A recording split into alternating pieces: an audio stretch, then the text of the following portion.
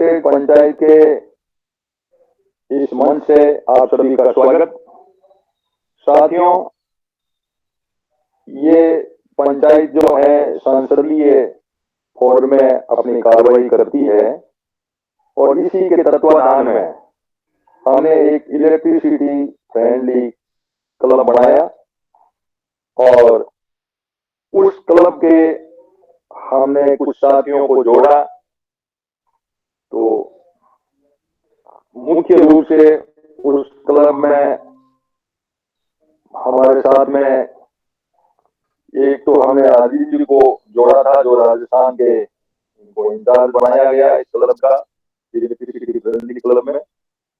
और कार्रवाई जो है वो ग्लोबल यूनाइटेड पंचायत के मार्गदर्शन में उसके तत्वाधान में हमने शुरू की। साथ में फ्रेंडली क्लब के सदस्य के अरलाल जी बिस्नोई हैं, जो इंजीनियर इलेक्ट्रिसिटी के, उनको भी हमें और उनकी सपोर्ट के लिए या उनके मार्गदर्शन के लिए हमने रिटायर्ड चीफ इंजीनियर जो है बी चिरानिया जी और सनारिया साहब,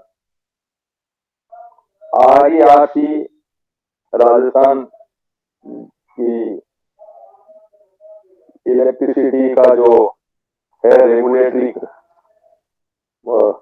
कमीशन RERC, और ऊपर जो दिल्ली के लेवल पे एफटेल है, जो इसकी RERC के ऊपर सुनवाई करता है, उससे अंदर उनके काफी मुकदमे और केस और इनकी बातें पहुंचती है। तो RERC और एफटेल के जो गाइडलाइन है वो हमें DP चिरानिया जी और सनातन के ग्रुप में वो देते हैं, और बाकी का जो है हम लोग अपनी तरफ से अपनी कार्रवाई को करते हैं। तो आज तो आपका जो मुख्य टॉपिक था वो टॉपिक हमारा करते हैं के अंदर विजिलेंस की एक टीम बना रखी है। वो टीम जो है वो चेकिंग करती है और चेकिंग करने के बाद में विजिलेंस की टीम जिस प्रकार की रिपोर्ट बनाती है, उस रिपोर्ट की जानकारी उसमें क्या होता है, क्या उसमें कमियां हो सकती है। और विशेष रूप से हमने देखा कि गांव गरीब और किसान के जो अनपढ़ लोग हैं, उनकी जानकारी नहीं होने के कारण से उनको बड़ी समस्या होती है। तो हमारे आज के मुख्य जो वक्ता हैं, जो इस विषय के जानकारी हैं, तो मैं उनकी पूरी डिटेलिंग हम आधा घंटा उसमें रिकॉर्डिंग में देंगे और उसके बाद में अपना जो भी क्वेश्चन होंगे उसके ऊपर अपना जवाब देंगे। तो मैं निवेदन चाहूंगा राम जी से कि वो अपनी बात को रखे, क्योंकि हम बड़े टाइम बाउंड प्रोग्राम चलते हैं। 10 बजे एग्जैक्टली हम अपना प्रोग्राम शुरू कर देते हैं, चाहे कितने लोग जुड़े। तो हरलाल जी से ओवर टू हरलाल जी, आप अपनी बात को रखें। सभी राम राम जी, नमस्कार। आवाज आ रही है सर? हेलो, तो आ रही है, आवाज आ रही है। थोड़ा माइक थोड़ा दूर दूर रखो आप, तो साफ आएगी। हाँ, यहाँ से रखो। हाँ सर, नमस्कार। आज का अपना जो विषय है, बिजली में चोरी में VCR बढ़ना। VCR का फुल फॉर्म है विजिलेंस चेकिंग रिपोर्ट। ये एक प्रेस्क्राइब्ड परफॉर्मा है जो फिक्स है सब में। बिजली RS भी थी उस टाइम से ही भाई। उसमें ये होता है कि आज का टाइम क्या है, तारीख क्या है, कौन सी लोकेशन है, कौन सा तहसील है, कौन सा जिला है, सब डिवीजन बिजली बोर्ड कौन सा है, और फिर उपभोक्ता का नाम, कोई कंज्यूमर है या नॉन कंज्यूमर है, उसकी डिटेल, फिर किस कैटेगरी में चोरी है, भाई घरेलू है, दुकान की है, इस तरह से परफॉर्म होता है। फिर घरेलू है तो उसमें मीटर लगा हुआ है कि नहीं लगा हुआ है, मीटर बाईपास है, मीटर की क्या पोजीशन है, ये सब चीजें नोट करते रहते हैं। फिर चोरी क्या है मौके पे, उसमें चोरी कहाँ पाई गई। जैसे भाई सर्विस लाइन मीटर में लगी हुई है, सही है, पर एक और सर्विस लाइन दूसरी डाल के उसने चोरी कर रहा है। या एग्रीकल्चर का अपन मीटर लेवन, तो भाई आजकल जो ट्रांसफॉर्म में मीटर लगा के वेल्ड कर देते हैं उसको बोलते हैं सुपर ट्रांसफॉर्म। सुपर ट्रांसफॉर्म का बक्सा टूटा हुआ है या उसमें कोई बाईपास है या कोई सिटी जली हुई है, जो भी है मान लो, उसमें पूरा विवरण लिखा होता है। और उसमें जो स्पेस है वो कम पड़ता है तो वो विवरण अलग से भी एक शीट तैयार कर सकता है। मौके पे विजिलेंस का भी इन्होंने, सरकार ने, पिछली सरकार ने कर दिया था कि विजिलेंस चेकिंग में दो तो अधिकारी जिनको विजिलेंस पढ़ने का पावर है। पावर में ये दे रखा है कि जेईएन अप टू 5 किलोवाट से नीचे नीचे के कनेक्शन चेक कर सकता है एएन, उसके बाद एमआईपी। फिर विजिलेंस की टीम बुलानी पड़ती है, जैसे एसटी कनेक्शन हो, बड़ा इंडस्ट्री हो, तो उसमें ये जेईएन एएन ये वीसीआर नहीं कर सकते, उसमें एमेंड वीविंग आती है और ये विजिलेंस का एक्शन और टीम आती है। इस तरह ये नियम भी बने हुए हैं इनके। पर मिनिमम 2 अधिकारी वीसीआर पढ़ने के लिए उपस्थित होने चाहिए वहां जहां चोरी पकड़ रहे हो, और 2 टेक्निकल मतलब आईटीआई वाले जो भी कर्मचारी है, 4 आदमी की टीम घोषित करता है एक्शन, और वो टीम जाके वीसीआर भर सकती है। पर प्रैक्टिकल में जनरली एक जेईएन जाता है, फोटो खींच लाता है और कहता है मैंने वीसीआर भर दी, उसको फिर ब्लैकमेल करता है, फिर वो 2 दस्तखत कहीं ऑफिस में कराता रहता है। तो जो बिल्कुल गलत तरीके से हो रहा है, सही नियम की ये पालना नहीं करते, ये विजिलेंस के कोई ऑर्डर नहीं निकालते एक्शन, और किस एरिया में जाना है ये भी उसमें मेंशन होगा, आदेश निकलेगा इस तारीख को, ये विजिलेंस है और इस एरिया में ये टीम जाएगी। ऐसा प्रैक्टिकल में है नहीं। अब विजिलेंस में क्या करना है कि मौके पे आपको चोरी मिल गई तो उसके साक्ष्य जुटाना है कि वहीं आप उस चीज को जहां जहां से चोरी कर रहा है काट के वहीं सील करोगे, पंचनामा बनाओगे, वहां किसी निष्पक्ष आदमी के दस्तखत कराओगे कि हाँ भाई हमने इस मौके पे ये चोरी पाई गई और ये हम सील कर रहे हैं इसमें। मौके पे चपड़ी चप्पा लगा के उसके दस्तखत होंगे, ये थैला साथ रखते हैं, फोटो होंगे। आजकल ये वीडियो कैमरे दिए हुए हैं तो भाई उसकी वो वीडियो भी बना सकते हैं, जो भी है साक्ष्य जुटाने वो वहीं जुटाएंगे। उसके बाद ये ऑफिस आके उनका असेसमेंट करेंगे। अब वीसीआर असेसमेंट में 2 चीज होती है, एक कंपाउंडिंग राशि होती है जो राजस्थान सरकार कह रही है भाई वो तो हमें दो, क्योंकि हम आपके पुलिस लगाते हैं, कोर्ट आपकी अलग है, तो वो राशि, एक राशि जो फिक्स है किलोवाट पे, ये तो किलोवाट की चोरी पकड़ी गई थी ये फिक्स, वो तो जाती है राजस्थान सरकार को। फिर असेसमेंट ये जो करते हैं कि भाई घरेलू है तो अपने बिल के पीछे भी दे रखा है कि इतने किलोवाट का लोड है, 8 घंटे बिजली जली तो कितनी यूनिट जली, उस यूनिट की डबल रेट, चोरी की है तो रेट डबल लगती है तो डबल रेट से कितने पैसे हुए, ये असेसमेंट करके ये और उसकी एक सीट तैयार करते हैं। अब असेसमेंट में जो वीसीआर भरता है वो अधिकारी असेसमेंट करके अपना नोटिस दे देता है, जिसके यहाँ चोरी पकड़ी गई उनको 7 दिन का। उसमें ये फाइनल असेसमेंट का पावर संबंधित एक्शन को है। भाई उसने कैलकुलेशन में गड़बड़ की या और की तो फाइनल असेसमेंट के पावर दे रखे हैं, एक्शन संबंधित जो भी है, ये ओंडम का जो भी बैठता है वो फाइनल असेसमेंट करेगा, उसमें कोई कमी बेसी है तो वो निकालेगा। अब नोटिस भी आपने पैसे जमा करा दिए जब तो कल खत्म, आप उन्होंने चोरी पकड़ी, आपको कहा इतने रुपए की चोरी है, आपने जमा करा दिए तो मामला फिनिश हो गया। रुपए जमा कराने वाला इनके नियम ये है कि पहली बार आपके चोरी पकड़ी गई तो आप उसको पैसे जमा करा कर पीछे छुड़ा लो। अब सेकेंड चोरी पकड़ी गई तो उसमें पैसे जमा कराने वाले ऑप्शन पहले तो था, आजकल सेम नाम से सेम जगह यदि चोरी आपकी पकड़ी गई दोबारा तो उसकी एफआईआर दर्ज होती है। और जो कंज्यूमर नहीं है, मतलब जिसने कनेक्शन बिजली का नहीं ले रखा उसको नॉन कंज्यूमर बोलते हैं, तो कंज्यूमर नहीं है तो उसकी तो एफआईआर ही होनी है। नियम तो ये है, पर ये नहीं करते, मान लो नियम भी करते हैं, जो भी है मान लो कंपाउंडिंग कर देते हैं और पैसे जमा करा लेते हैं, जो भी इनके सिस्टम है वो करते रहते हैं। पर उसमें ये है कि आपको थाने में रिपोर्ट ही करानी है। बिजली चोरी के थाने अलग बने हुए हैं, हर जिले पे एक थाना बना रखा है इन्होंने, जो पुलिस वाले डेपुटेशन पे रहते हैं।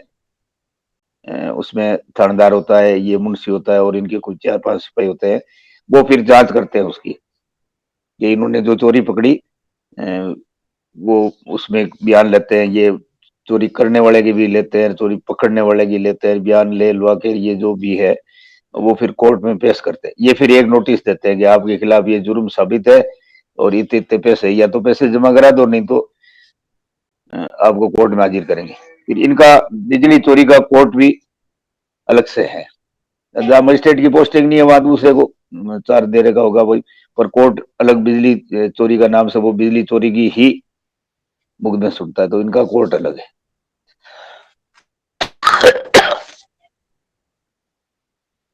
ये तो प्रोसीजर हुआ इनके विजिलेंस का। अब ये विजिलेंस में क्या करते हैं, देख किसान के गए, किसान के बिल तो आ रहा है फ्लैट रेट से, क्योंकि ये 6 महीने बढ़ गए, लोड ज्यादा चल रहा है और इतने यूनिट रीडिंग लेते हैं तो आती नहीं है, तो ये कहते हैं कि 6 महीने के तो फ्लैट रेट से ही देंगे। किसान को बिल तो फ्लैट रेट का दे रहे हैं, और मौके पे जाके चोरी पकड़ देगा, आपका एक पैस डायरेक्ट है, आपका मीटर जला हुआ है, आपका मीटर ये बाईपास है, आपकी सिटी जली हुई है, जो गलत है। जब आप फ्लैट रेट से बिल दे रहे हो तो उस मीटर का कोई औचित्य ही नहीं है, उस मीटर में क्या है क्या नहीं है आप देख ही नहीं सकते। तो 6 महीने का बिल ये जनरली सब जगह एवरेज का देते हैं, एवरेज का बिल किसान भरता है तो उससे बिजली चोरी मानी नहीं जाती। ये हाईकोर्ट में एक दो मुकदमे ही हुए, हाईकोर्ट ने ही कह दिया भाई ये गड़बड़ मामला है, तो तुरंत इसका कनेक्शन जो काटा था कि वापस जोड़ो, और ये नीचे लेवल पे कोर्ट पे, बिजली कोर्ट पे या उपभोक्ता में ये इसकी सुनवाई होगी, पैसे की जो भी इन्होंने लगाए ऐसे ही है, ये करेंगे वहाँ। ऐसे कई फैसले हाईकोर्ट से ही हुए हैं, हाईकोर्ट ने मना कर दिया कि भाई ये आप कनेक्शन नहीं काट सकते, जब फ्लैट बिल दे रहे हो 6,000 का, तो क्या आप काट के चोरी का पकड़ी।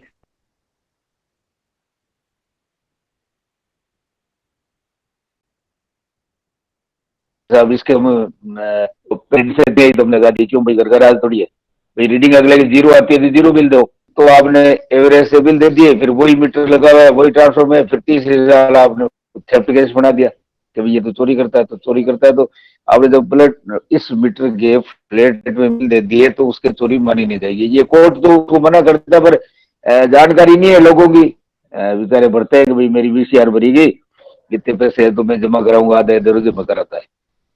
और बीच बीच में इन्होंने एमनेस्टी स्कीमें निकाली कि भाई जो वीसीआर के 10% जमा करा देगा उसकी वीसीआर के सारा मुकदमा मुकदमा साफ हो जाएंगे, कमेटियां बना दी, वो अलग अलग वो भी लिए, 50% तो ये लेते ही हैं।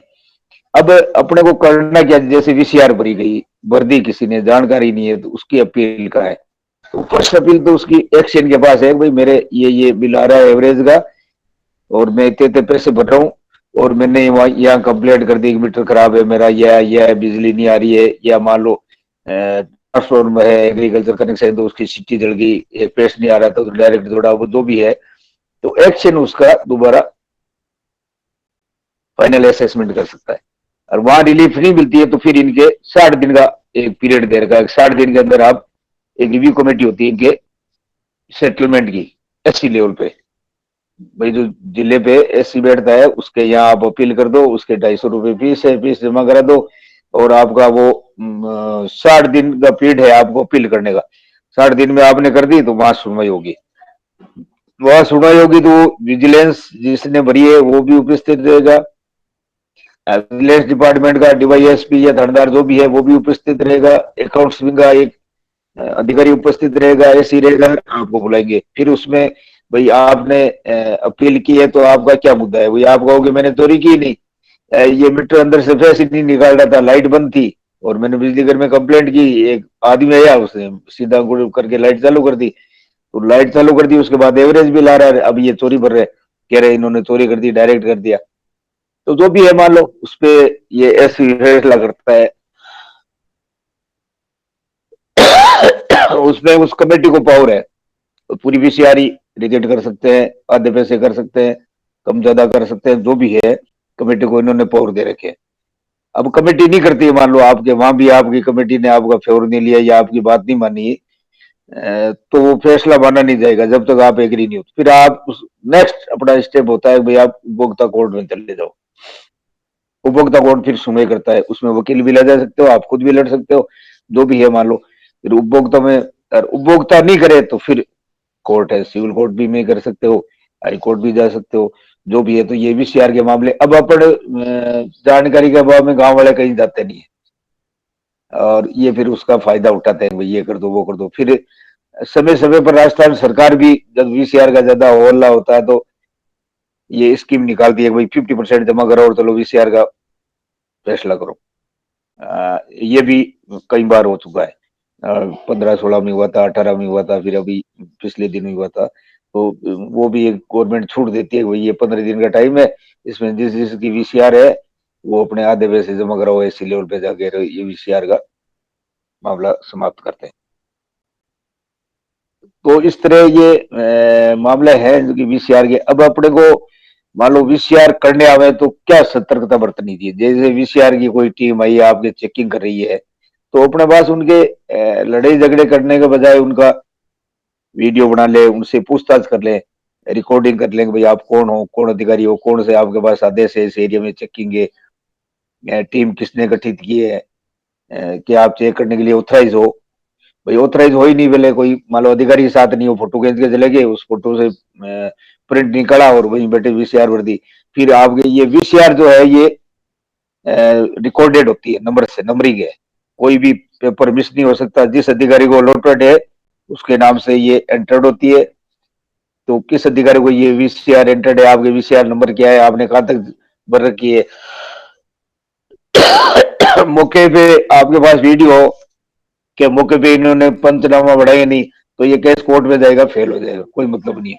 आपके पास एक भी प्रूफ होगा वीडियो इन्होंने ये जो सीलिंग का लिफाफा पेश किया है कोर्ट में, ये सील वायर वगैरह सील किए ही नहीं थे, तो भी आपका कुछ ये कर नहीं सकते। कोर्ट कोर्ट में जब ये पेश करते हैं, मान लो कोई एफआईआर दर्ज हो गई, कोर्ट में ले जाते हैं पुलिस वाले, तो ये 10-15 दिन, आजकल मजिस्ट्रेटों का ये है कि भाई 10-15 दिन आपको 10-15 तक बेल नहीं लगे और अंदर फिट कर देंगे, पर इसमें कोई सजा हो ऐसा मेरे नॉलेज में नहीं है। कोई सजा होती नहीं है। सजा इसलिए नहीं होती कि इनके पास डॉक्यूमेंट पूरे नहीं होते, प्रूफ नहीं होता, इनका कोई गवाह नहीं होता, निष्पक्ष गवाह तो कोई होता नहीं है।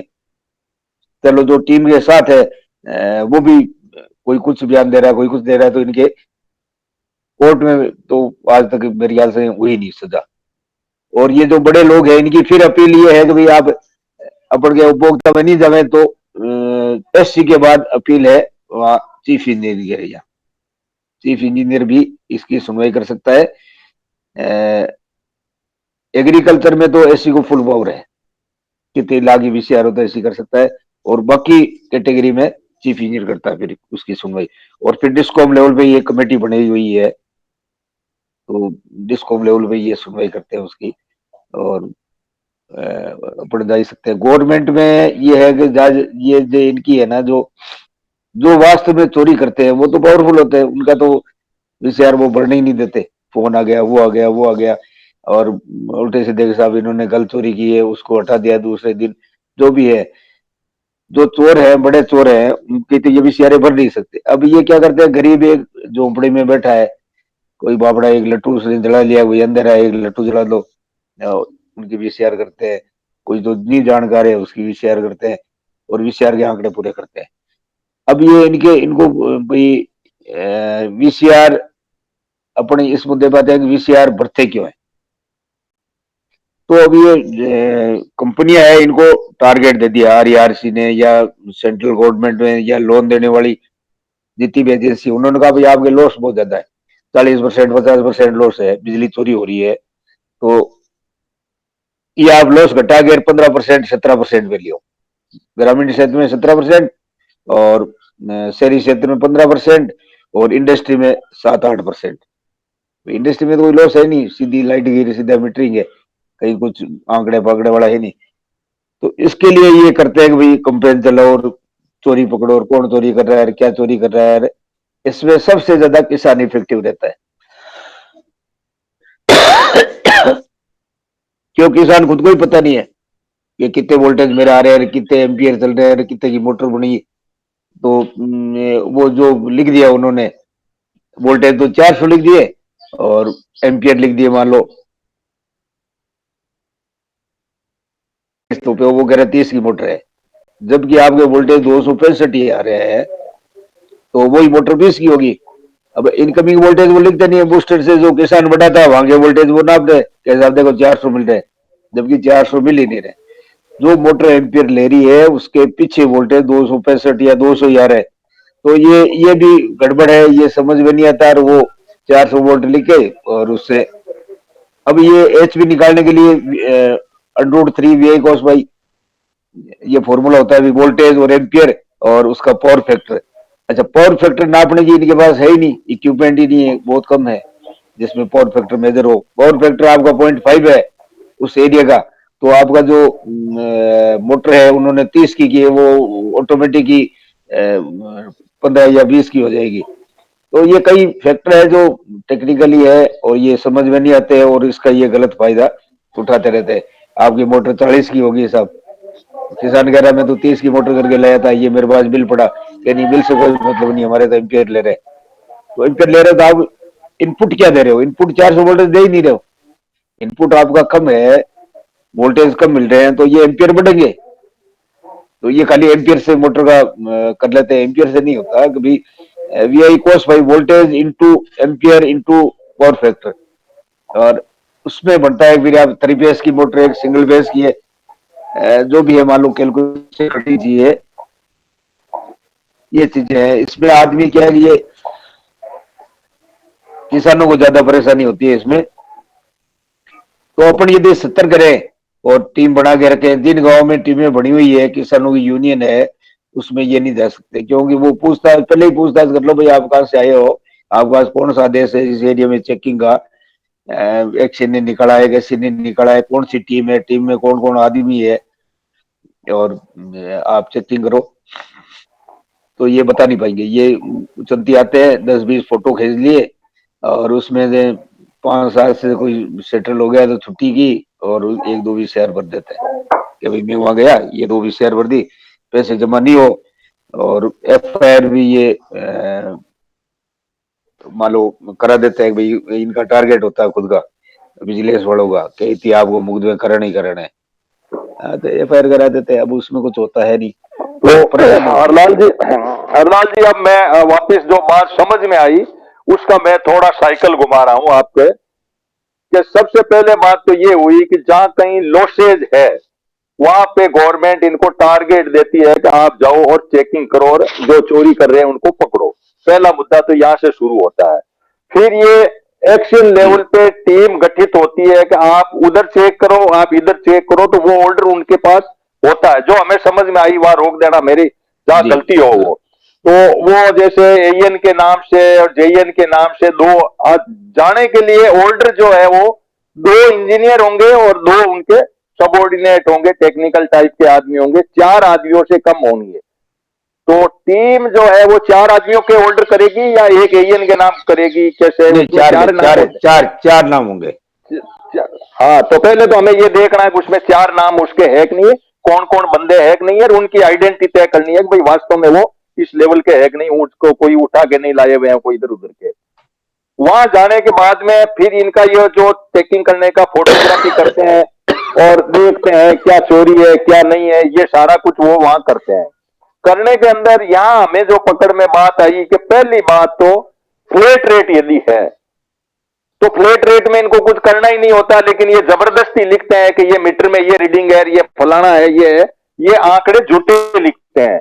तो यहां हम उसमें वो बैठे बैठे क्या कर ले, अब लड़ाई तो हमारे बस का नहीं है, लेकिन हम उनके वीडियो बनाए कि भाई तुम्हारे पास जब हमारा फ्लैट रेट है तो आपने ये रीडिंग क्यों लिखी, रीडिंग कैसे आएगी, कैसे हो ही नहीं सकती रीडिंग, आप ये लिख दो फ्लैट रेट है, बस बात खत्म। फ्लैट रेट के अंदर जो भी होगा फैसला वो आगे जहां हम जाएंगे वहां हो जाएगा। वहां एक बात हम ये फ्लैट रेट की, एक कमेटी की, और फिर ये लोड वाला जो मामला है वो उसका वोल्टेज का, तो उनको कहे भाई वोल्टेज ये गलत क्यों लिख रहा, वोल्टेज ना आप या तो किसान वोल्ट मीटर रखे खुद का अपना, और उस बूस्टर में हमारे सबके बूस्टर लगे हुए हैं, तो बूस्टर के वो 25-75 वो करके जितने हमने बूस्ट माइनस दी तुम्हारा पीछे नापे, बूस्टर के पीछे जो ट्रांसफॉर्म से आ रही है उसमें वोल्टेज नापनी थी, वो नहीं नापते ये।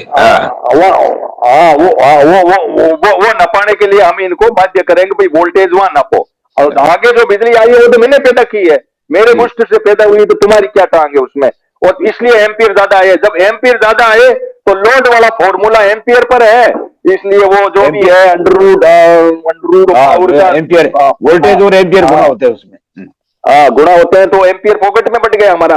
तो उस चक्कर में वोल्टेज कम थे उसको ज्यादा लिख दिया, उससे एम्पियर। तो ये एक यहां हमें एक सावधानी रखने की बात है।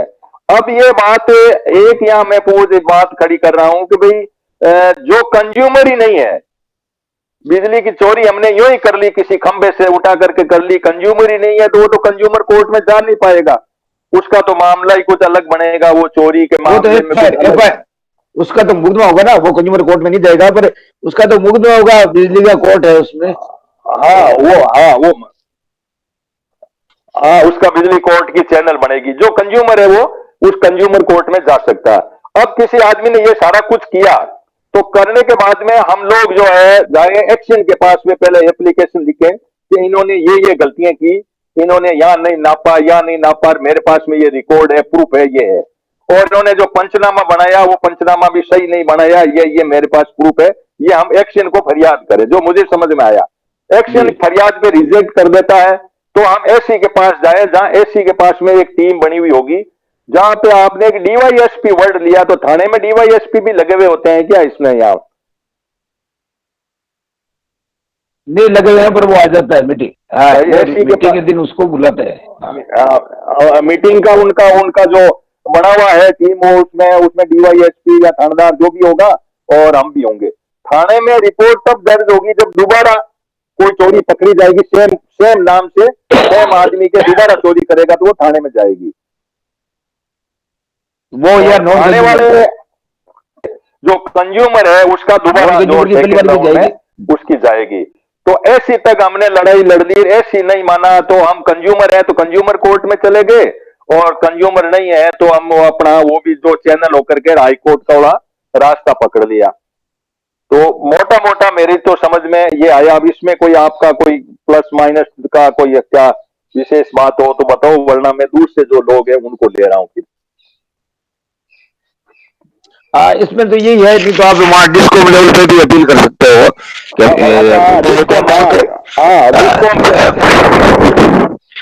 डिस्को लेवल पे इन्होंने आरईआरसी का कोई चैनल नहीं है, आरईआरसी डिस्कॉम के अंदर का क्या मतलब है? डिस्कॉम का नहीं कोर्ट नहीं इसमें आरईआरसी का कोई वो नहीं, चोरी का मामला जो है वो डिस्कॉम ही शायद सेटल करेगा। तो अब मैं दूर से जो साथी मेरे, एक सुरेश जी जुड़े हुए हैं, एक रामकिशोर जी जुड़े हुए हैं, एक शौकीन भाई जुड़े हुए हैं, तो इनको ले लो, फिर राम प्रसाद जी और अरविंद जी ले लेंगे। आपकी कोई बात हो एक्शन साहब से पूछने की तो अपनी बात को पूछे, तो जो बात हमें समझ में आई। यहाँ शौकीन भाई बोलिए। सर ये जो बिजली लाइन के जो खंबे रोपते हैं खेतों में, तो उसका कोई मुआवजा का सिस्टम है क्या? नहीं, आज शौकीन भाई ये सवाल हम कर चुके हैं पहले, मुआवजे का सिस्टम। आज विजिलेंस की कोई बात हो, शौकीन गोपाल ही होने। हाँ मैं बता दूं इनको, शॉर्ट में बता दूंगी, इसका मुआवजे का है, पर ये जो अपने पोल खड़े करते हैं ना सीमेंट वाले, वो तो क्या उसका कुछ बनता नहीं है भाई, वो उसका मुआवजा क्या बनेगा आपके, 50 पैसे बनेंगे। हाँ, और ये टावर जो भी, हाँ बड़ा पोल का है, मुआवजा बिल्कुल मिलेगा।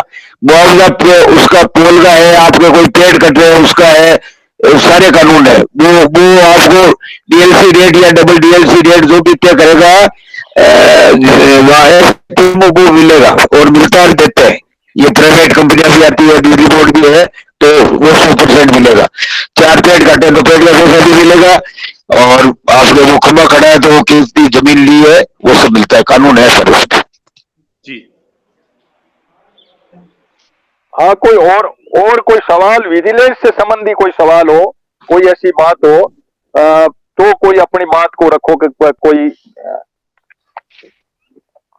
विजिलेंस में बहुत सारी कमियां हैं। जैसे एक मेरे मित्र का है, नौका चांदावता का ही है, वो राम प्रसाद जी बताएंगे शायद तो वो उसके तो सारा कुछ सही था, पड़ोसी ने ले ली, तो उसके वो सीट उसके भर के चले गए वो जबरदस्ती,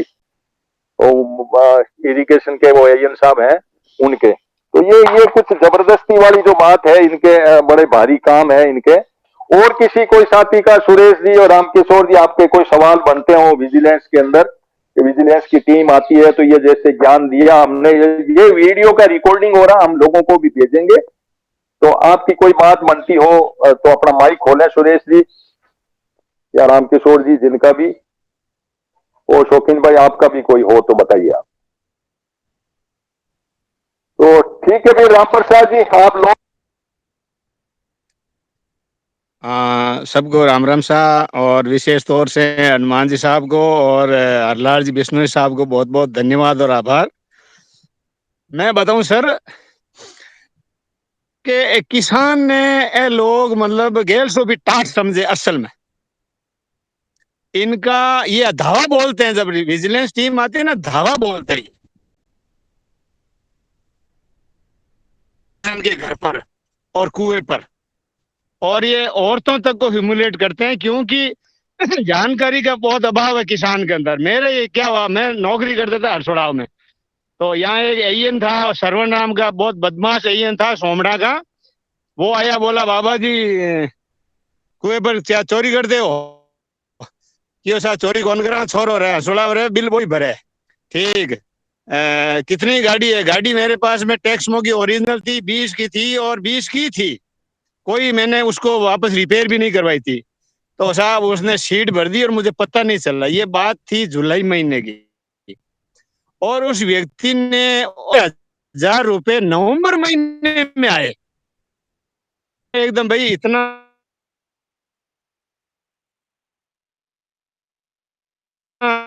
गया तो बोला आप तो चोरी करते हो।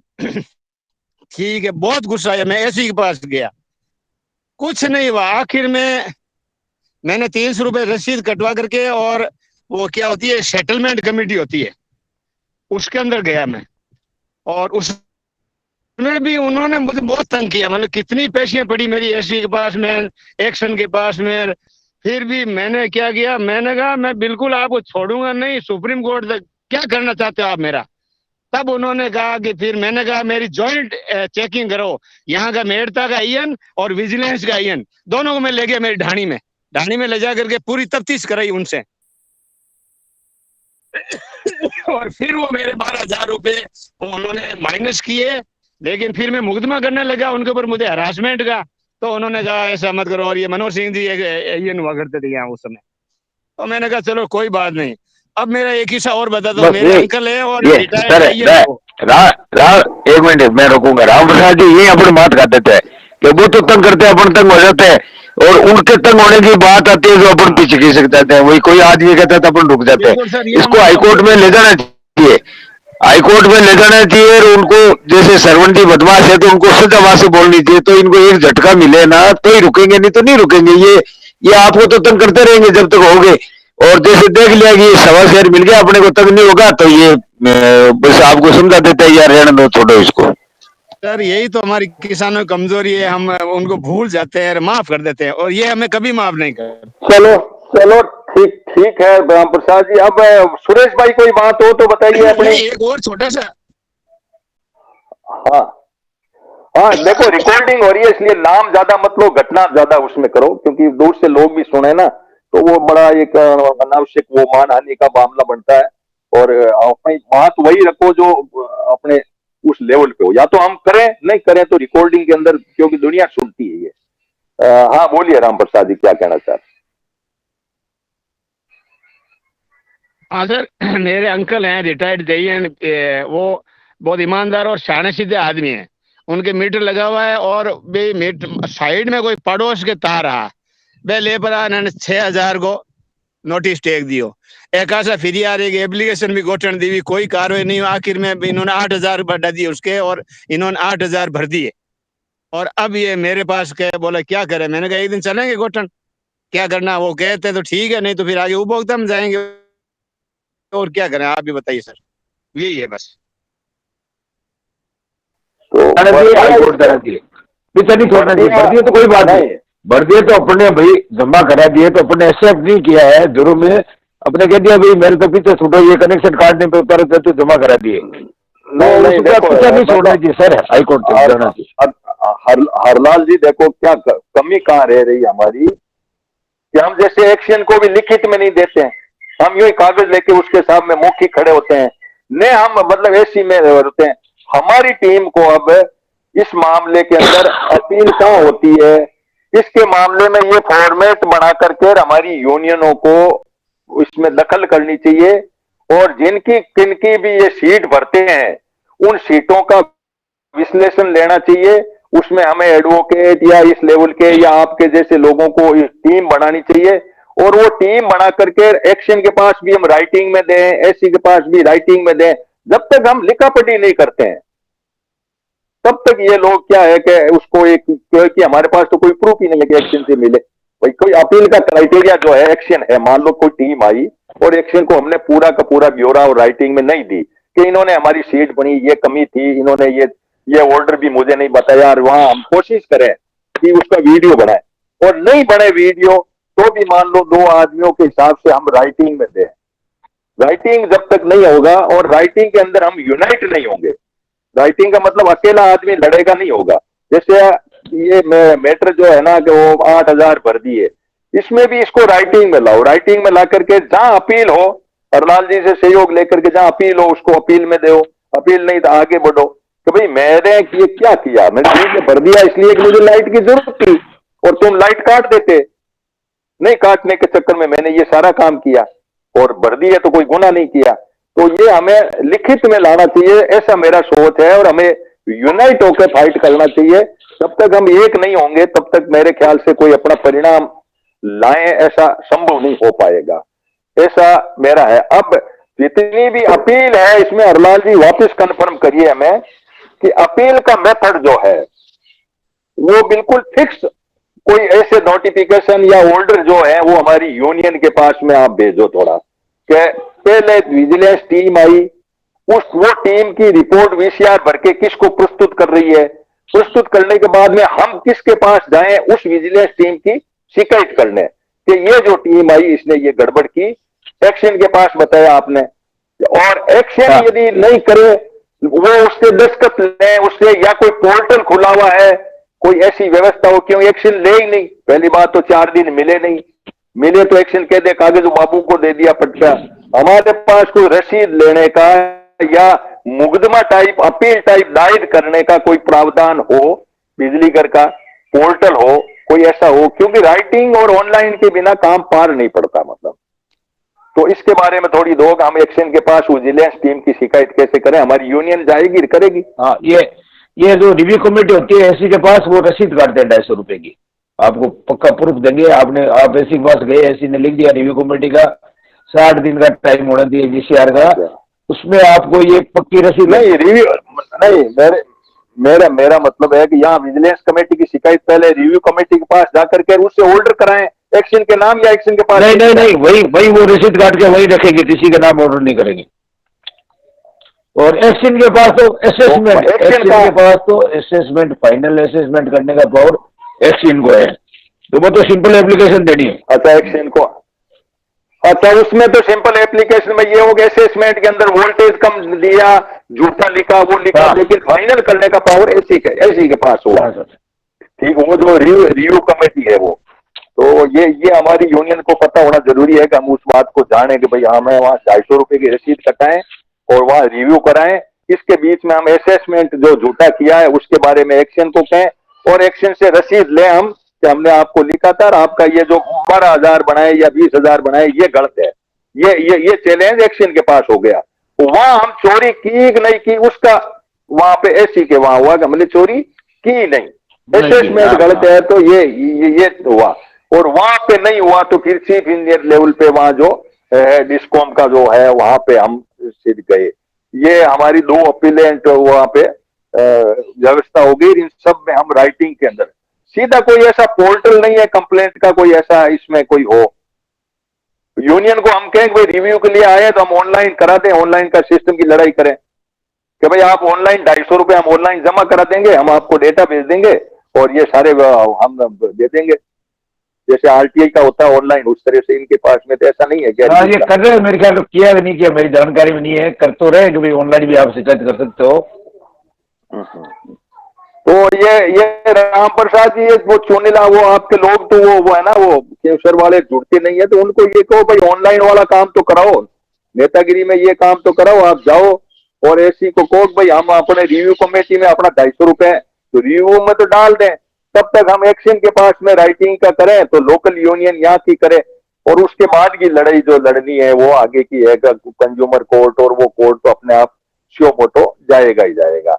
अब एक मैं जानना चाह रहा था कि थाना जो लगता है, थाने के पास में ये लोग जिन जिनको ये चोर बनाते हैं उसके बयान हो गए, और जो विजिलेंस कमेटी है उनके बयान हो गए, और जो गवाह वहां मौजूद थे पंचनामे में उनके बयान हो गए। बयान ही दर्ज करते हैं तो चालान कैसे पेश होता है उनका? भाई जैसे चोरी का 379 में एलएलबी भी हूँ, 379 नहीं, में उसमें उसमें सर उसमें उनको हाँ। गिरफ्तारी का पावर है ना भाई। आप गिरफ्तार करके वो ले जाएंगे, आपको कोर्ट में पेश करेंगे, जमानतों की या जेसी करेंगे या जो भी है वो कोर्ट करेगी। रिमांड तो ज्यादा ये मांगता नहीं है, ये जेसी करा दे उसको। तो ये इनको गिरफ्तारी का पावर है एक्ट में, इंडियन इलेक्ट्रिसिटी एक्ट में। नहीं थाना, अच्छा इसको पता करना पड़ेगा कि इस थाने को अलग से क्या पावर हुआ, जो बेलेबल ऑफेंस है, एक नॉन बेलेबल है, ये ऑफेंस पता करना पड़ेगा। कोर्ट में क्या है कि बेलेबल ऑफेंस है ना, उसका तो बेल ले लेता है थानेदार, और नॉन बेलेबल होता है वो जाता है 24 घंटे के अंदर अंदर वहां उसके पास में कि साहब इसने ये काम किया, इसको जमानत दो। वो उधर हमारा वकील जमानत पेश करता है, मतलब इस तरीके से। तो ये वकील के पास जाने वाली बिजली चोरी का पहले अवेलेबल था, अब नॉन अवेलेबल कर दिया है गवर्नमेंट ने। ये जो अमेंडमेंट आया नया एक्ट आया 2003 ये जो है ना, ये आदेश, ये बहुत बड़ा काम है ये, और इसके अंदर बहुत लोग दुखी हैं, बहुत गरीब फंसे हुए हैं। नो डाउट चोरी होती है, हम चोरों के साथ नहीं है, लेकिन हम उन लोगों को भी हम चाहते हैं कि भाई वो लोग भी नहीं हो। तो अब अरविंद जी फाइनल टच आपसे रहेगा कि एक तो आप थाना जो है विजिलेंस का, इनका जो थाना बना हुआ है इनका बिजली घर का, उस थाने के पास में ये पता करो कि भाई चोरी वाले मामले में अवेलेबल है, नॉन अवेलेबल है, तो उसका एक ऑर्डर कबाड़ो, ठीक है ना। तब तक हरलाल जी साहब भी कबाड़ेंगे क्यों, रिटायर रहे तो हो सकता है।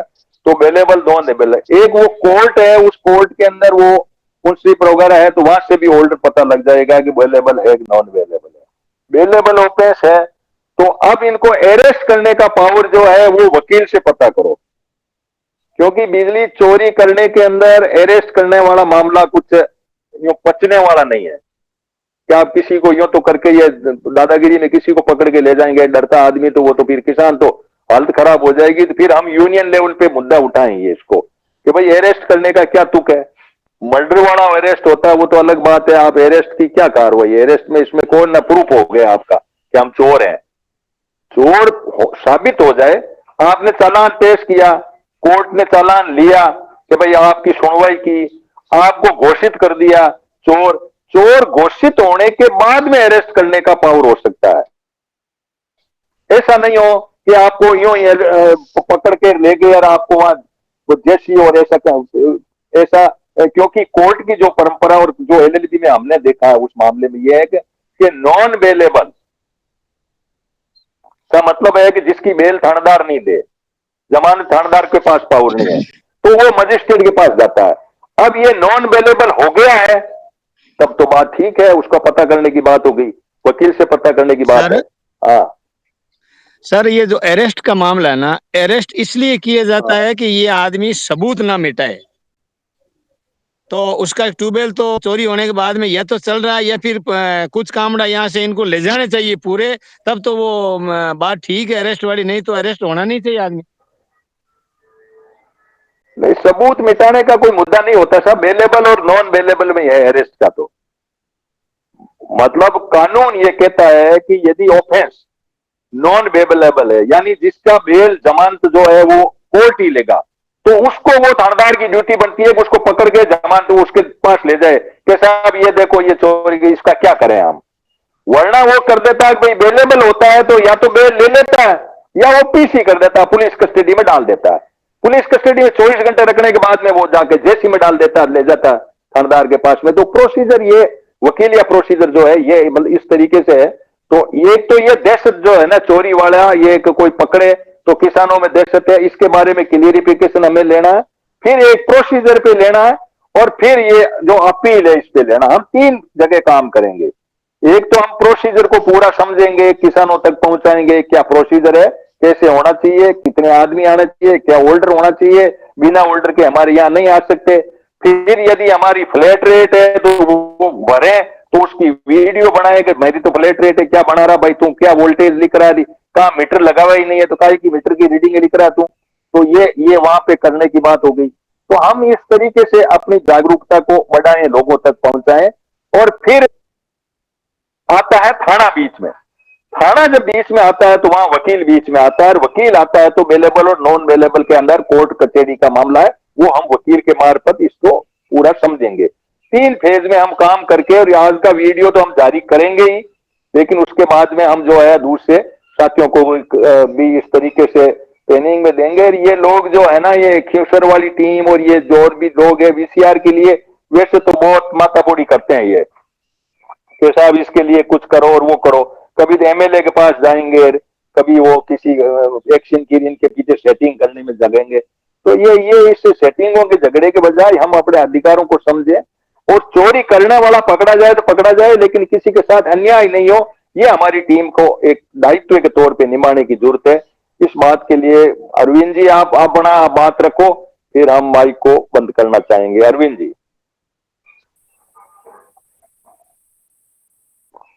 हाँ, सभी साथियों को नमस्कार।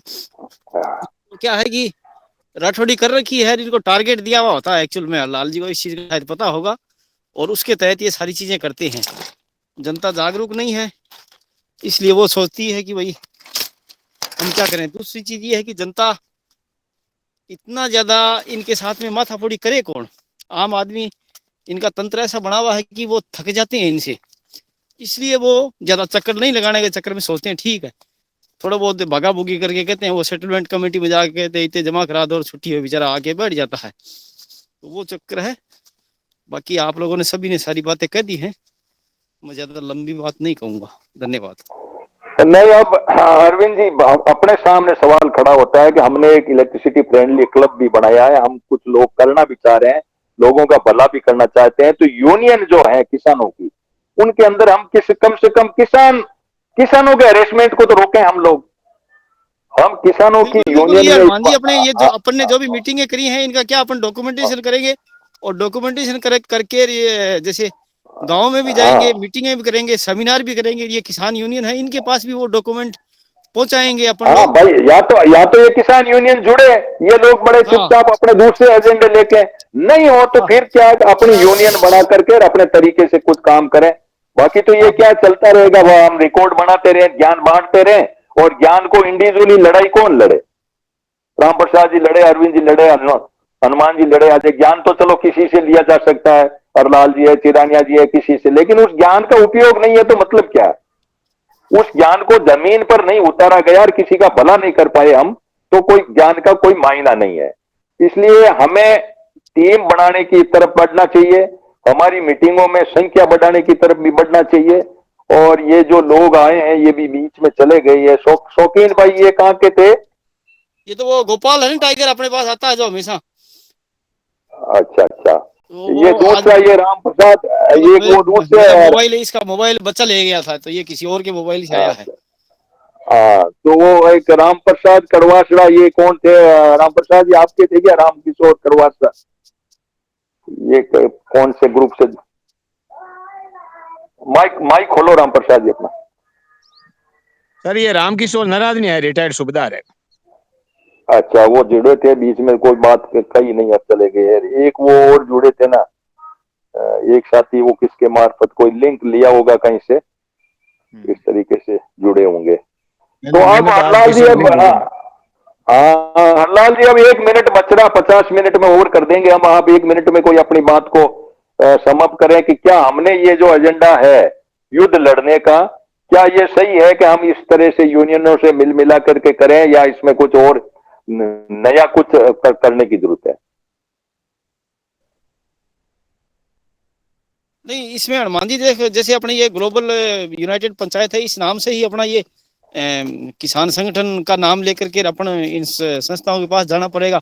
इंडिविजुअली जाएंगे ना तो वो लोग नहीं सुनेंगे। हाँ, नहीं वो तो ठीक है, चले जाएंगे, लेकिन वो लोग भी तैयार हो तब होना, नहीं हो तो फिर अपनी लड़ाई लड़े खुद ही भाई। फिर तो क्या चिरानिया जी, आपको हनुमान जी, वो कतई तैयार नहीं होंगे। ये किसान यूनियन वाले क्या है, आधे आदमी सरकारी आदमी होते हैं, ये सरकार के साथ में मिले हुए होते हैं, तो वो अपने साथ में उस कंडीशन में आएंगे जब उनको लगेगा कि हाँ ये लोग लोगों को जगा रहे हैं, लोग जागेंगे, तब आएंगे। नहीं आएंगे वो उतने दिनों तक। हाँ, तो जाना फिर अपना जो- उनके पास जाते हैं वो एक अलग बात है, और वो तभी आएंगे अपने साथ में, नहीं आएंगे उतने दिन। तो वैसे उनको नेतागिरी ज्यादातर करते अपने हैं। पर्सनल कामों से मतलब है जी, वो पर्सनल काम यूनियन के मार्फत करवाते रहते हैं, बाकी किसान विसान कहीं भी जाए। हाँ, ये भी बात सही। ठीक है, फिर आप सभी के जुड़ने का बहुत बहुत धन्यवाद। आप 50 मिनट का ये वीडियो है हम जारी करेंगे और लोगों तक शेयर करके पहुंचाना, इस बात के लिए अरलाल जी बहुत बहुत धन्यवाद।